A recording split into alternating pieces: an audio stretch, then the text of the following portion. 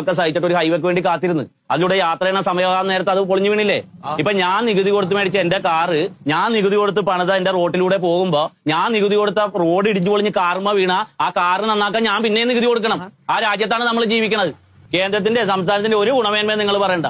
ഈ രാജ്യത്തുണ്ടാകുന്ന വികസനങ്ങളെ ഞാനും എന്നെ പോലുള്ള ജനങ്ങളും സാധാരണ ജനങ്ങളും നികുതി കൊടുത്തിട്ടാണ് ഇവിടെ ഹൈവേ റോഡും ഒക്കെ ഉണ്ടാകണം. ഈ ഹൈവേ NH നികുതി നീ കൊടുക്കുന്നില്ലടാ. എടാ NH നാണെന്ന് പറഞ്ഞിട്ട് കൊണ്ടുപോയി നികുതി കൊടുത്തിട്ടില്ല.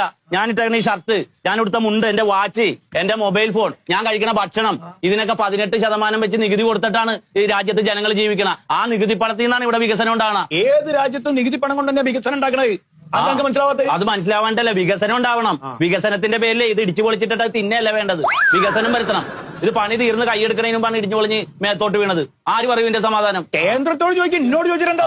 അല്ല, ഞാനെന്ന് പറയട്ടാ, നല്ലതാണെങ്കിൽ ഏറ്റെടുക്കാൻ എല്ലാവരും ഉണ്ടാവും, മോശമാണെങ്കിൽ മറ്റുള്ളവരുടെ പെരട്ടിട്ട് കുറ്റപ്പെടുത്താൻ അത് പറയാവട്ടെ. അതാണ് ഇവരുടെ കുഴപ്പം. വർഷത്ര ഇത് സഹിക്കണം. ജീവനിൽ കൊതിയുള്ളവരാരും നമ്മുടെ ദേശീയപാതയെ കൂടി യാത്ര ചെയ്യൂല. ഈ ജാതി വികസനം ഉണ്ടാക്കി വെച്ചിട്ടാണ് ഇരുന്ന് കഥ പറയണം. ഹലോ, സുമറ, ഞാൻ വരുന്നു. പോകും എനിക്കറിയാം. അത് അവന് കൊണ്ടിട്ടുണ്ടേ. എന്തെങ്കിലും ഒരു സാധനം ഇവിടെ കൊണ്ടുവരും അതിന് വൈ മുടക്കും. അത്ര പോരാ. അവര് കൊണ്ടുവരുമ്പോ നിങ്ങൾ മുടക്കൂല. പിന്നെ എന്റെ പോയാലോ അങ്ങാ പിടി ഇടാ പിടിയില്ല. അങ്ങനെ ഒരാളെ വന്നാ മൊത്തം കത്തിച്ചോളി ഞാൻ.